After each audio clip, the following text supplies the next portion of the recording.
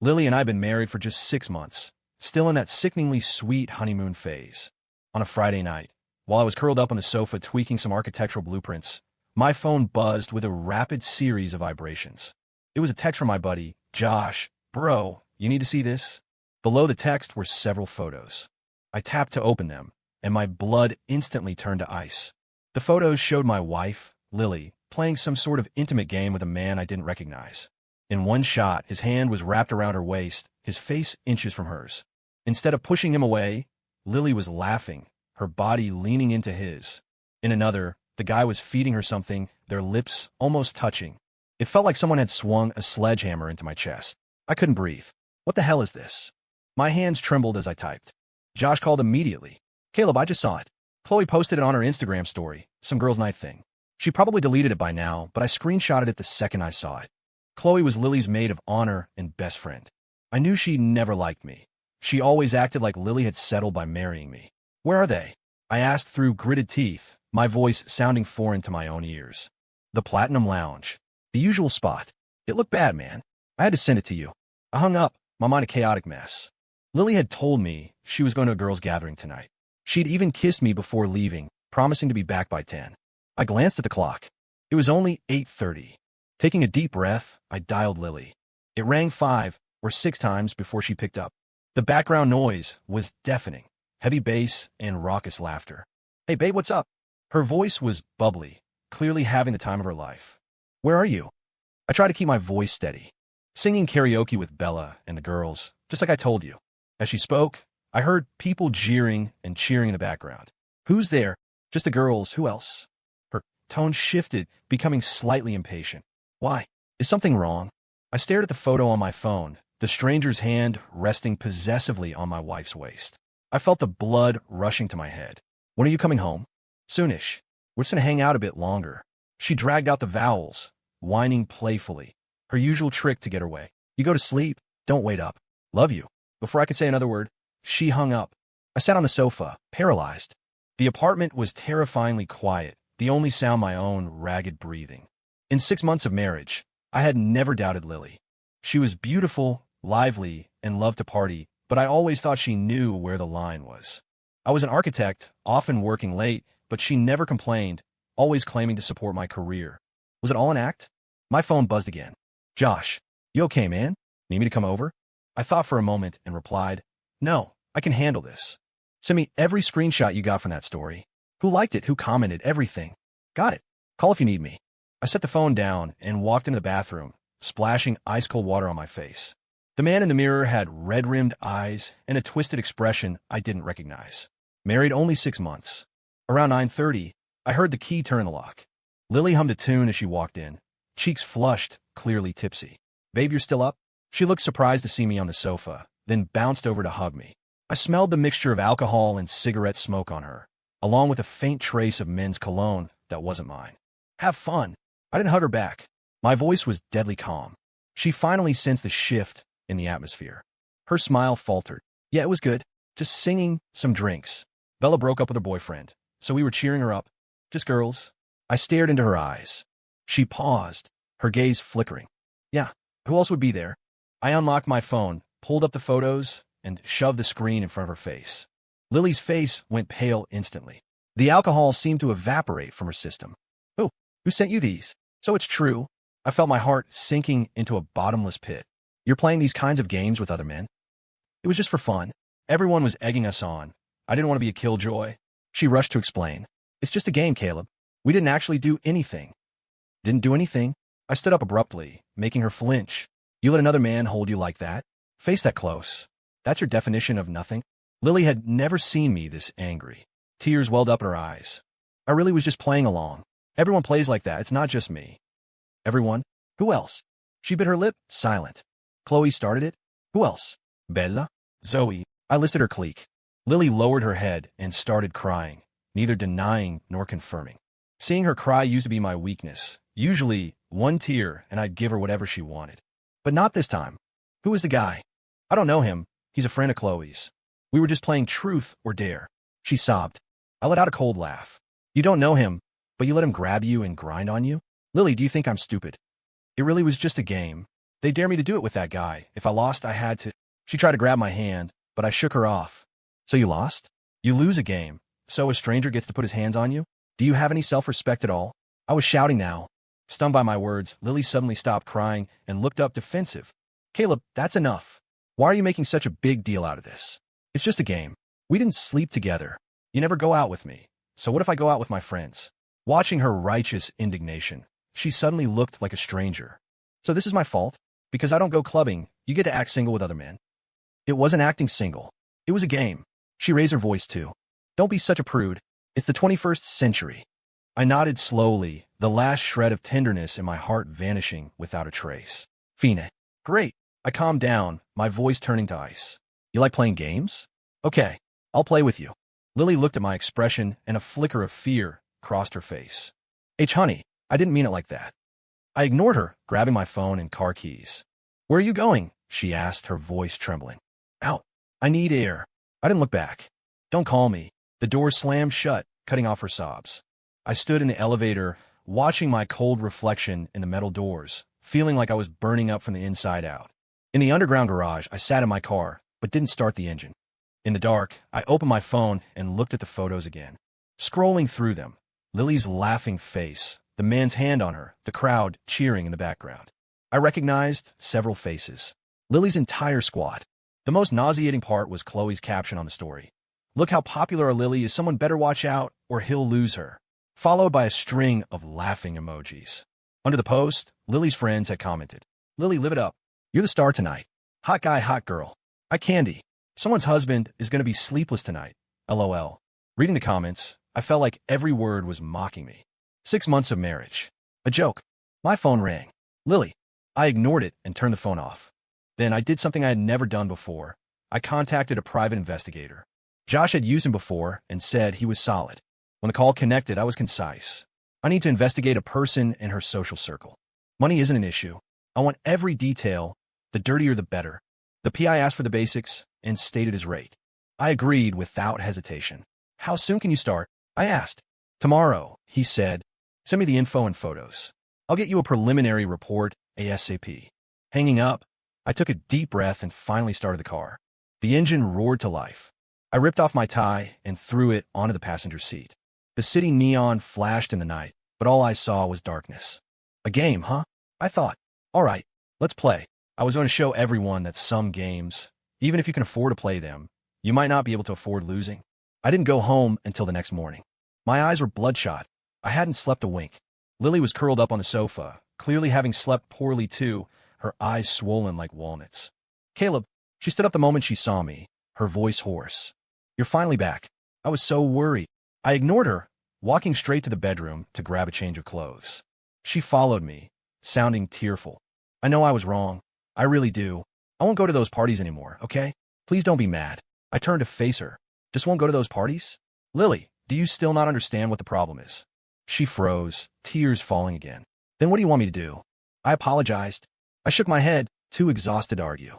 I walked into the bathroom and turned on the shower. The hot water hit my skin, but the chill in my chest didn't thaw.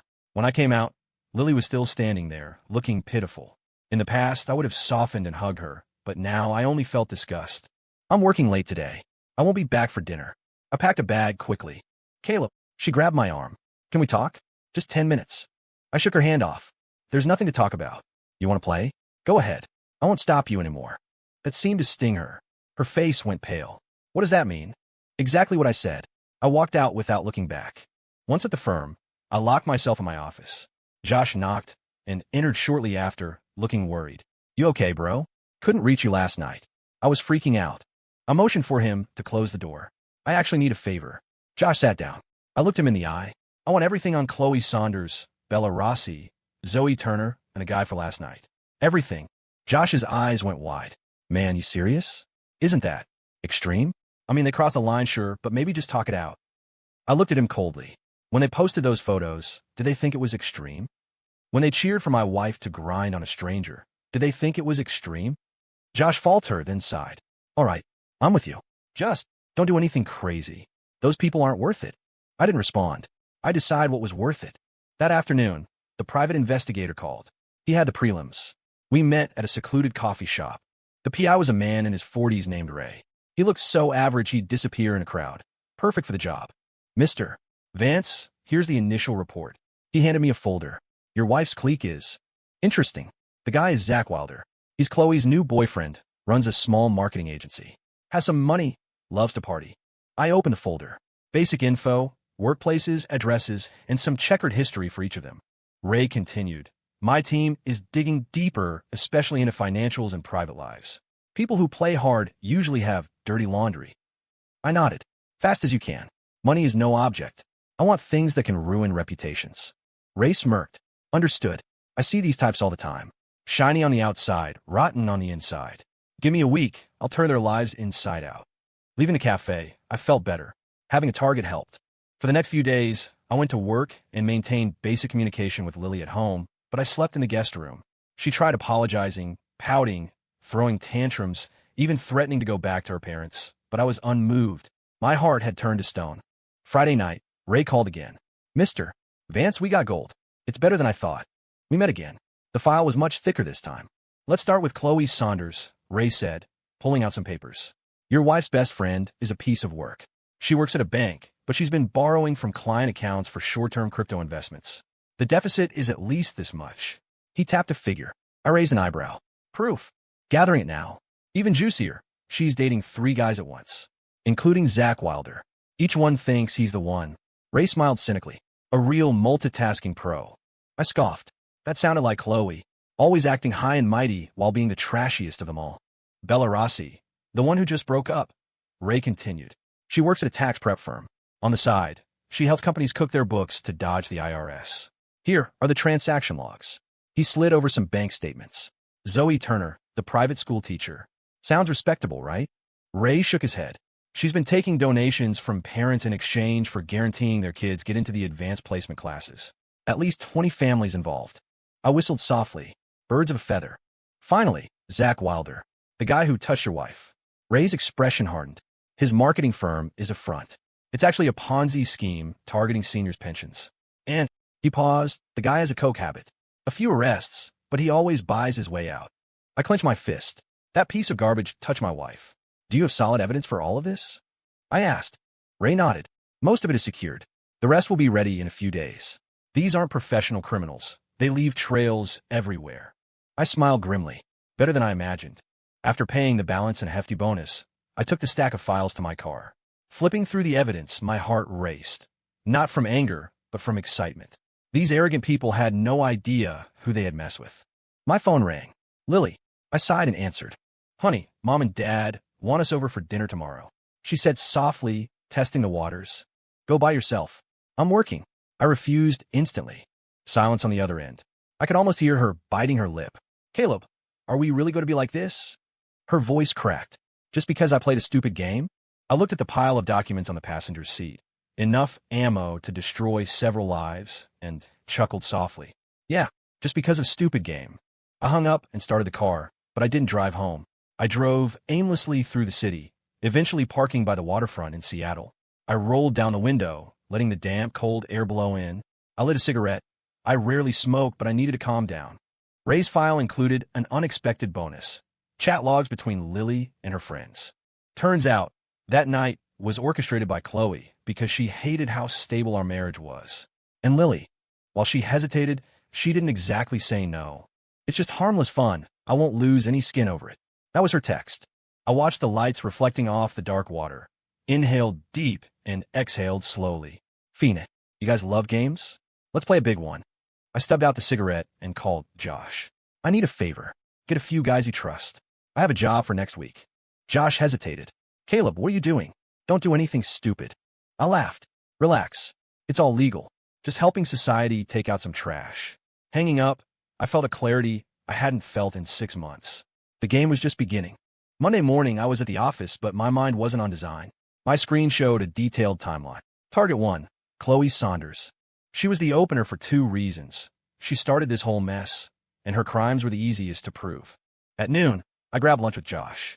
He looked worried, barely touching his food. Caleb, are you sure about this? I mean, teach them a lesson, sure, but ruin their lives? I cut my steak slowly. When they posted those photos, did they worry about ruining my marriage? But that's not the same. It is. I cut him off. Josh, if this is too much for you, back out now. I won't blame you.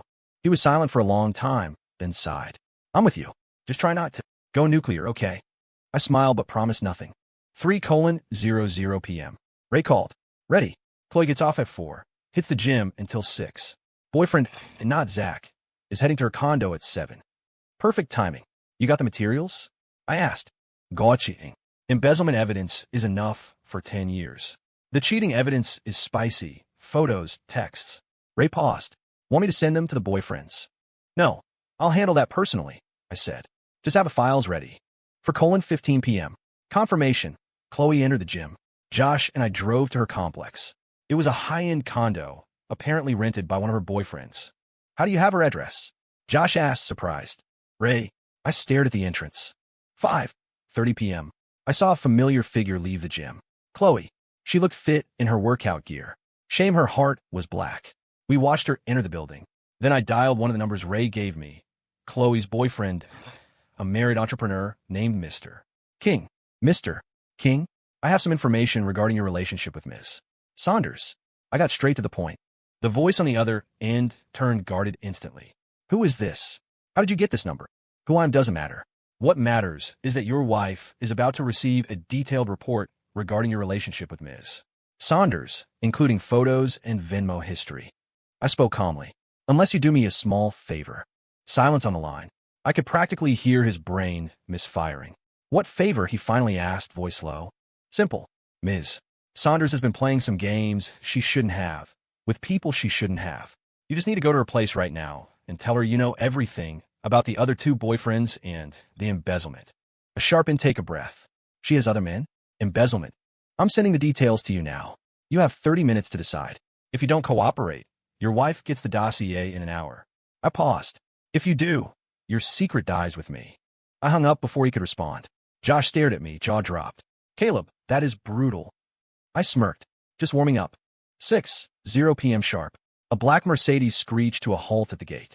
A middle-aged man stormed out and headed for Chloe's building. Mr. King. 15 minutes later, my phone rang. Chloe's number. I ignored it. Then King called. I did it. She panicked. Are you happy? Very. Your secret is safe. I hung up. 6:40 p.m. Boyfriend 2, a young trust fund kid, showed up. Clearly, Chloe had called for backup. Perfect timing. I dialed boyfriend 3, Zach Wilder. Mr. Wilder? Care for a show? I didn't wait for him to speak. Your girlfriend Chloe is currently with another man at her condo. The address is... Zach cursed. Who the hell is this? A concerned citizen. Better hurry, or the show's over. I hung up. 7:00 p.m. Zach's car came tearing down the street. He charged into the complex like a raging bull. Let's go. Showtime, I told Josh. We slipped into the building with a resident and stood down the hall from Chloe's unit. We could hear screaming and crashing coming from inside. Suddenly, the door flew open. Zach was dragging the trust fund kid out by his collar. They were swinging at each other. Chloe, in pajamas, was shrieking, trying to pull them apart. Neighbors were opening doors, phones out, recording. Right then, I made an anonymous call to the police reporting a domestic disturbance and drug possession at that address. Ray had told me Zach often brought coke to Chloe's. Police arrived within minutes. The scene was chaotic. While separating them, officers spotted the white powder on the table, Zach's stash. As the cuffs clicked on, Zach screamed, pointing at Chloe, "It's her. It's all hers. She stole money from the bank, too. I have proof." Chloe's face went paper white. Josh and I slipped away back to the car. "Oh my God," Josh muttered. "You literally orchestrated perfection." I finished starting the engine. My phone buzzed. Ray, Chloe's bank received the anonymous tip. Internal Affairs initiates the audit tomorrow morning. I smiled. On the drive home, Lily called, sounding frantic. "Caleb, something huge happened. Chloe got arrested. They're saying she stole money and had drugs." "Really?" I feigned shock. "That's terrible. I guess you really never know people." Lily rambled on about details, but I tuned her out. Hanging up, I watched the city lights blur past, feeling a sense of release I hadn't felt in ages. Target 1 down. Tomorrow, Bella. I arrived at the office the next day in a great mood, even humming. Colleagues were surprised. I've been a storm cloud for weeks. At lunch, I met Josh on the roof. "Today's target is Bella," I said. "Her career at the tax firm ends today." Josh looked like he hadn't slept. "Caleb, I had a nightmare that Chloe jumped off a building. Are we taking this too far? I stared him down. Did she think it was too far when she stole people's savings? When she juggled 3 men for cash? Josh went silent. I patted his shoulder. They aren't innocent victims, Josh. I'm just pulling back the curtain. I handed him a flash drive. This contains the evidence of Bella cooking the books. I need you to anonymously mail it to her firm's partners and the implicated client companies. Josh took the drive, hand trembling slightly. Why mail it to the companies? Can't we just report her? I smiled. Because the business owners aren't saints either. Watching them turn on each other is the fun part. Josh took a deep breath. Got it. 2:00 p.m. Ray called.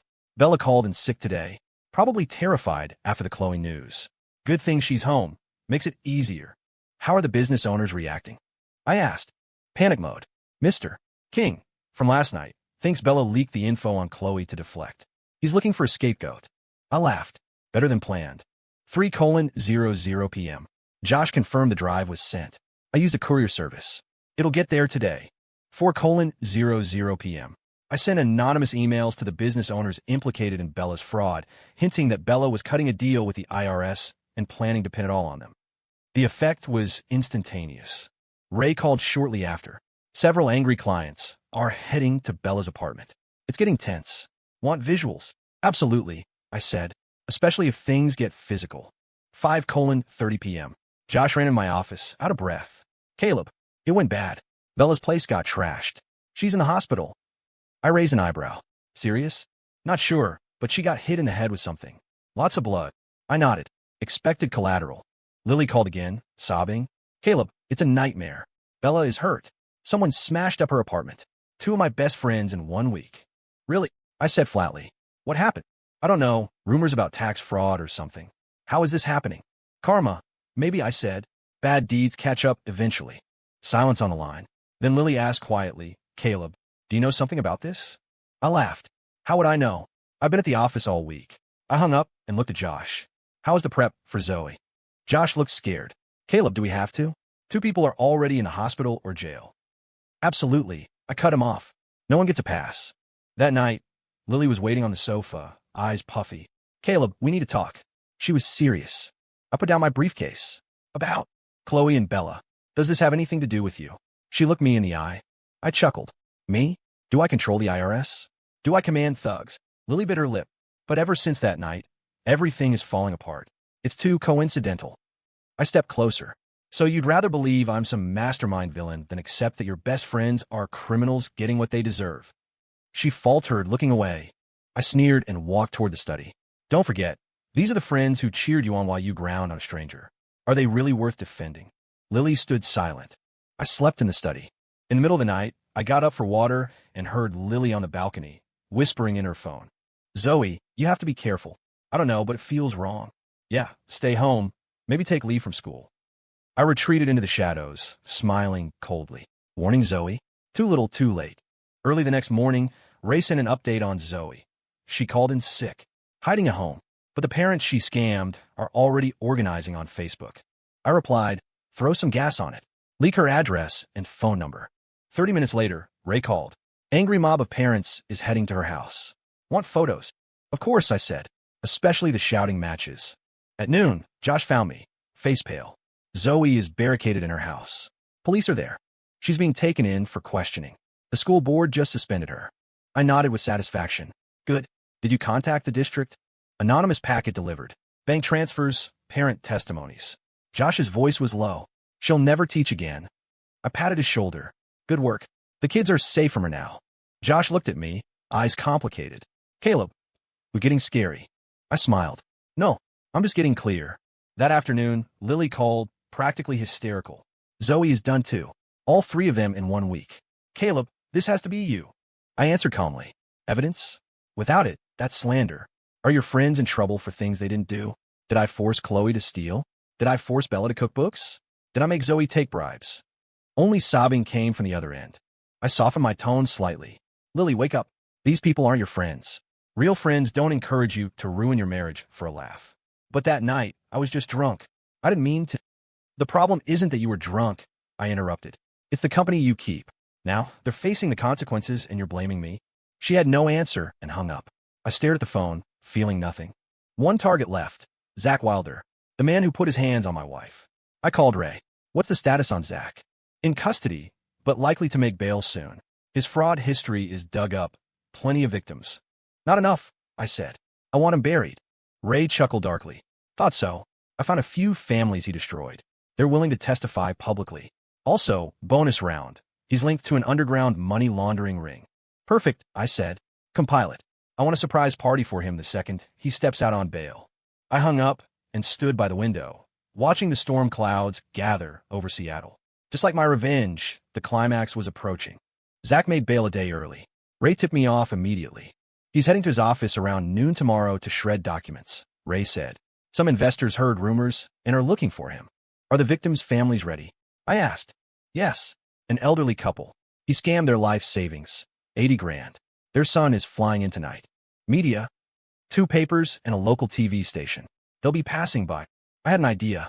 Does Zach have staff left? A few oblivious ones. Find a way to warn them not to come in tomorrow, I said. They don't need to be caught in the crossfire. Mr. Vance, what are you planning? Just a little welcome back party. I called Josh. One last favor. Josh sounded exhausted. Caleb, is this ever going to end? Zach is ruined already. Not enough, I said icily. He touched my wife. Remember? Silence. Pick up 2 people tomorrow noon. Drive them to Zach's office. Drop them off. Then you're done. That's it. That's it. Next day noon, I sat in a cafe across from Zach's office building. Ray had set up a fake client meeting for me nearby, giving me a perfect alibi. 11:50 a.m. Zach's car pulled in. He looked rough, but still walked with that arrogant swagger. 12:10 p.m. Josh's car arrived. An elderly couple got out. Josh pointed at the entrance, and they hobbled toward the building. 12:20 p.m. Ray texted, reporters in position. 12:30 p.m. The chaos began. Shouting erupted from the lobby. People in business suits ran out. Then Zach burst through the doors, the elderly couple clinging to him. The woman held his sleeve. The man waved a cane. Give us back our money. Thief. Our retirement. The woman's wails cut through the street noise. Zach tried to shove her away.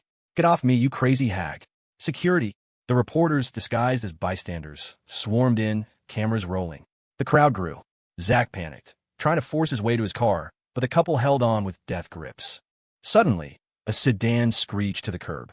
A middle-aged man jumped out, the son. You're the bastard who robbed my parents? He grabbed Zach by the collar. It devolved instantly. Shoving, punches, screaming. Security arrived, but couldn't stop it. Sirens wailed in the distance. As police cars converged, I stood up, left cash on the table, and walked out. I glanced back one last time. Zach pinned on the pavement in cuffs, the old couple weeping in their son's arms, cameras flashing. Perfect. I got in my car. Lily called, voice trembling. Zach, the guy from that night. The police just tackled him outside my building. Everyone saw it. Wow, I said. What happened? They say he stole money from old people. Someone got beat up. She was panting. It's terrifying. But why right outside my office? I chuckled softly. Coincidence? Or maybe fate? Silence. Then a whisper. Caleb, I'm scared. Everyone involved that night is gone. Am I next? I started the car. You're my wife, Lily. I'll protect you. It sounded like comfort, but we both heard the threat underneath. Driving home, I felt a surge of satisfaction. I found myself humming along to the radio. Ray called. It's done. Bail revoked. He assaulted a victim's family on camera. He's done. Press. Evening news. I made sure they mentioned his connection to Chloe and the party lifestyle. Ray paused. Left your names out of it, of course. Good. Double payment is on the way. Pleasure doing business, Mr. Vance. Scum like that needs taking out. I hung up and dialed back. The photos from that night. Are they all gone? Scrubbed. I can double check. Do it. I don't want a single pixel of that night left in existence. When I got home, Lily was pale, sitting on the sofa. She jumped up when I entered, fear in her eyes. You didn't go to work? I asked casually. I couldn't. Not after seeing that. She bit her lip. Caleb, tell me the truth. Did you do this? I dropped my keys. If I said yes, what would you do? Call the cops. She took a step back. I laughed and walked to the kitchen. I'm kidding. I'm an architect, Lily, not a mob boss. Just a run of bad luck. But the fear didn't leave her eyes. That night, the local news covered Zach's arrest. The reporter detailed the fraud, the assault, and ended with, suspect is also linked to illicit parties involving drugs and questionable conduct. Lily dropped the remote. Questionable conduct? Her voice went shrill. It was just a party. I raised an eyebrow. Just a party where you grind on strangers. She stared at me, realization dawning. It was you. You told the press that. I shrugged. I don't know any reporters. Lily bolted to the bedroom and locked the door. I stayed on the couch, watching the news, feeling incredibly light. My phone buzzed. Josh, it's done, bro. I'm out. Saw the... I replied. Understood. Thanks. You're clear. I closed my eyes. 4 targets, neutralized. But why did I feel like something was missing? All right. The enablers. The audience. The ones who laughed. The game wasn't over yet. Saturday morning. Lily was already up, making breakfast, a rare sight lately. Morning, she whispered, avoiding eye contact. Morning. I sat down, scrolling through news on my phone. Zach was front page local news. Comments were tearing him apart. Coffee. She placed a mug in front of me, hand trembling. What's the plan for today? I asked. Cleaning, maybe, she stammered. I nodded and finished my coffee. I'm heading out. I want to meet Ray one last time. The main targets were down, but the extras needed addressing. Ray handed me a thinner folder. These are the hangers-on, the ones who cheered. I flipped through it. 5 or 6 people. Any dirt. Always. This guy takes kickbacks. This girl sells counterfeit purses online. This one has a DUI warrant in another state. Good enough, I said. How do you want to handle it? Anonymous tips. No need for the theatrics this time. Ray nodded. I paid him the final balance. Thanks, Ray. He pocketed the check. Mr. Vance, if I may ask, your wife, what's the plan there? I stared at him. Meaning, she agreed to the game. Ray said simply, she was a participant. I paused. She's different. She's mine. I handle her my way. Ray nodded and left. I didn't go straight home. I bought tiramisu, Lily's favorite. A strange conflict warred in me. The urge to punish her versus the urge to protect her. When I got home, Lily was on the phone. Mom, it's fine. Just some friend drama. No, Caleb is great. She hung up quickly when I entered. Who was that? My mom. She saw the news. I held up the cake box. Tiramisu. She looked shocked. That afternoon, we watched a movie. It was awkward, a wall of ice between us. Halfway through, Lily paused it. Caleb, we need to talk. I gestured for her to continue. I know you did it, she said, voice steadying. I don't know how, but it's too precise to be an accident. I stayed silent. I admit I was wrong that night. Horribly wrong. And maybe they deserved it. She paused. But I'm terrified. What are you going to do to me? Looking at her fear, I felt suddenly exhausted. You're my wife, I said. I won't hurt you. But I hurt you. Tears fell. I saw your face when you looked at those photos. I'll never forget it. I said nothing. The image was burned into my brain, too. I regret it every day, she sobbed. Not because I got caught, but because I broke us. I reached out and wiped a tear from her cheek. We both froze at the contact. We need time, I said. Maybe a lot of it. She nodded. I'll wait. Sunday morning, Josh called. Caleb, Chloe is in the ER. Suicide attempt. I sat up. When? Last night.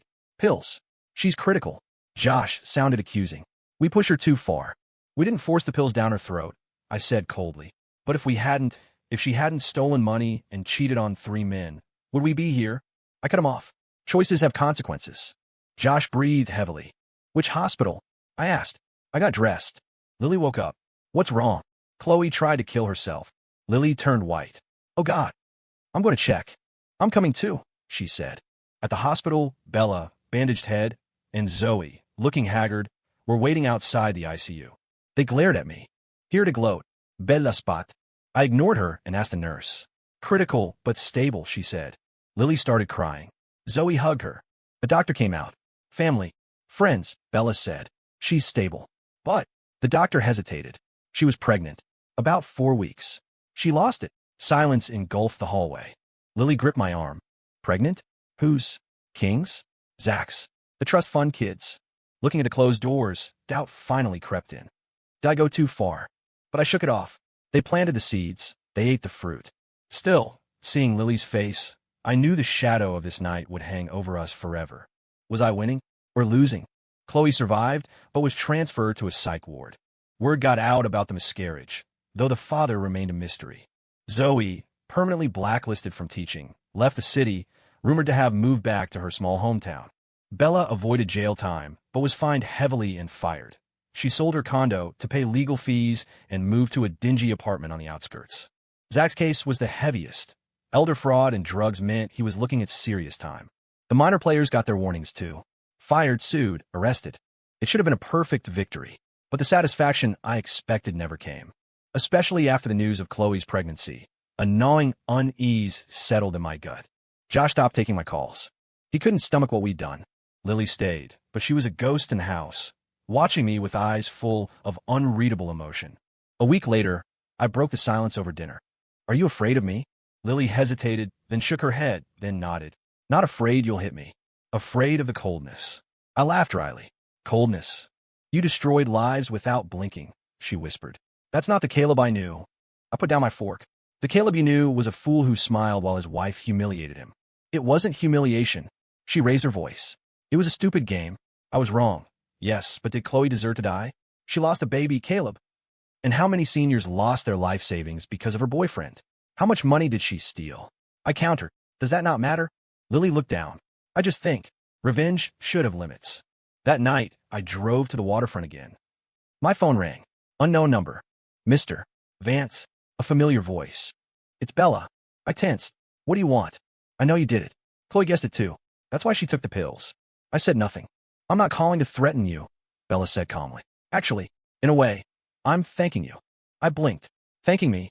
For years, I've been cooking books, looking over my shoulder every day. Now it's over. I'm broke, but I'm not afraid anymore. I gripped the steering wheel. "Chloe too," Bella continued. "She hated who she'd become. That baby, whoever the father was. It might have been the last straw. My revenge worked then." "You succeeded," she said. "But maybe you just sped up the inevitable. We were all self-destructing anyway. You just pushed the button." I sat there for a long time after the call. Was I the avenger, or just the executioner of a fate already sealed? I got home late. Lily was waiting up. "Where were you?" "No accusation, just fatigue. Met someone. Talk." "I quit my job," she said suddenly. "Why?" "That environment. Those people. I can't be there anymore. I want a fresh start." I nodded slowly. "I've been thinking," she said, voice trembling but firm. "I have no excuse for that night. But your revenge. It showed me how scary hate can be." She looked at me. "We need to decide if this marriage survives. If we both want to start over." We talked until dawn. About trust, forgiveness, the future. We decided on marriage counseling. But I knew something had shifted permanently. The next day, I visited Chloe at the hospital. She sat in a wheelchair, staring out the window, looking hollow. "I'm just checking in," I said. She turned slowly, a bitter smile on her pale face. "Happy now, Mr. Architect." I didn't answer. "The baby was Zach's," she said softly. "Funny, right? Trash like me actually thought about keeping it to turn my life around." My throat tightened. "You won," she said, turning back to the window. "But tell me, do you sleep well? Knowing you almost killed 2 people." That question haunted me. I didn't sleep that night. At 3 a.m., I went to the study, took out every file, photo, and note related to the revenge. I burned them in a metal bin, watching the flames eat the hate. Lily appeared at the door, watching silently. When the last ember died, I looked at her. "It's over." Tears filled her eyes. Can it really be over? I didn't know. The high of revenge was short, the cost was long. But maybe, just maybe, we could build something on the ashes. I took her hand. She flinched, then held on. Counseling was brutal. Dr. Evans, our therapist, didn't pull punches. "Caleb, do you think destroying others fixes the trust in your marriage?" "No, I admit it, but it made me feel like I wasn't helpless." "Lily, how do you see him?" "I hate what he did, but I feel like it was deserved. Mostly, I'm scared of the stranger he became." "Fear kills trust," Dr. Evans said. "You have to remove the fear." Weeks passed. It was like debriding a wound, painful, bloody, necessary. I learned to voice hurt instead of rage. Lily learned accountability. Nightmares plagued us both. I saw Chloe's face. Lily dreamed of my cold stare. One night, she woke up sobbing. "I'm sorry." "I'm so sorry." I woke her gently. She clung to me. "I dreamt of that night, seeing your heart break." I held her. It was the first intimacy we'd had in months. Slowly, the ice began to melt. Josh finally called me. "I'm gonna be a dad," he said. "My wife is 3 months along." "Life goes on," he added, a note of forgiveness in his voice. I congratulated him, genuinely. Chloe went to a long-term care facility. I anonymously paid a chunk of the bill. Guilt money? Maybe. Bella got 3 years probation. She texted me. "Starting over? Thanks." I deleted it but felt a weight lift. Zach's trial took the longest. 15 years. The news said he broke down crying in court. Lily and I watched the report over dinner. 15 years, she whispered. His whole life. He stole people's retirements. I reminded her. She nodded, silent. By autumn, we finished therapy. Dr. Evan said we had the tools. Now we had to do the work. Trust is paper, she said. Once crumpled, it's never perfectly smooth again. But you could draw a new picture on it. Driving home, Lily took my hand. I want to move, she said. Not leave you. Move with you. This house. Too many ghosts. Okay, I said immediately. Suburbs? Another city? Anywhere, she smiled, eyes finally bright. A real fresh start. Done. We spent weeks house hunting. The shared project brought us closer. One afternoon, looking at a place in the suburbs, Lily said, I saw Zoe. When? Last week. She's back home, working as a teacher's aide. Pay is terrible, but she looked peaceful. I didn't know what to say. She told me to tell you thanks, Lily said. She said the wake-up call stopped her before she did something worse. I shook my head. I don't need thanks. But she needed to say it. That night, we signed for a new house. It had a garden and tons of light. I want a baby, Lily said suddenly as I signed the papers. I looked up stunned. Not today, she added quickly, but when we're stable. I hope someday we can be parents. Better parents. I hugged her, feeling warmth I hadn't felt in a year. Before the move, I visited Chloe one last time. She looked better. You came, she said. I'm moving, I told her. To the suburbs? She guessed. Good for you. Are you okay regarding the bills? Friends chipped in, and I know about your anonymous donation, she smiled faintly. Bella told me. You aren't totally heartless. I hated you, I said honestly. I know, but now, thanks.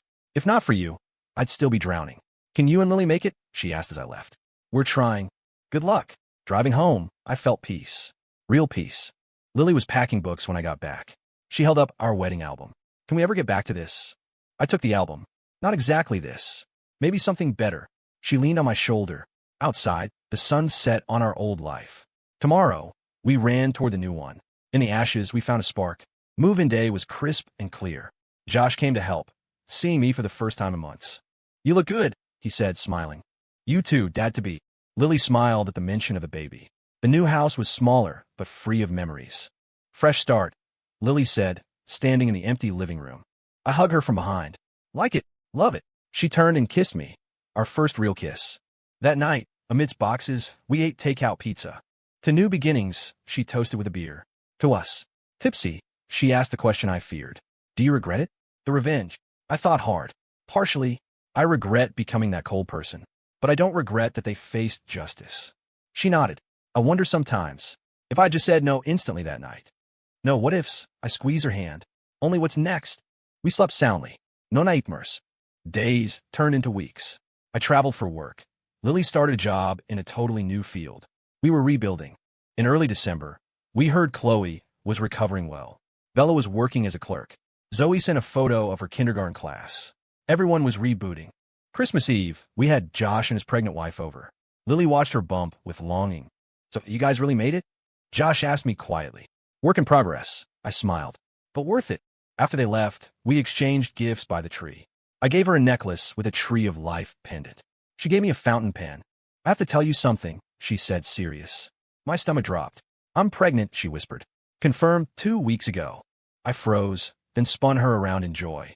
Really? She laughed, crying. I hope it's a girl. We'll teach her respect. For others and herself. We stayed up late planning names at the nursery. Late that night, I stood on the balcony. The stars were clear. From that dark night at the club to this moment, it felt like a lifetime. Revenge didn't fix me, but it cleared the rot so we could build again. I heard Lily murmuring in her sleep. Happy sounds this time. I went back inside and touched her stomach. I'll be a good father, I promised. And a better husband. Christmas morning. Sun flooded the room. I brought her breakfast in bed. Merry Christmas, I kissed her. Merry Christmas, she smiled. New year, new life. Yes, a new life. Not perfect, but real. We lost our innocence, but gained wisdom. Standing by the window, watching the light snow, I felt the storm was finally over. The ground was tilled, ready for planting. Lily hugged me from behind. What are you thinking about? Our future, I said. It's going to be good. She hummed a Christmas song against my back. We had finally, truly started over. Not going back, but moving through. Scarred but standing. And that was the best beginning we could ask for. Story complete.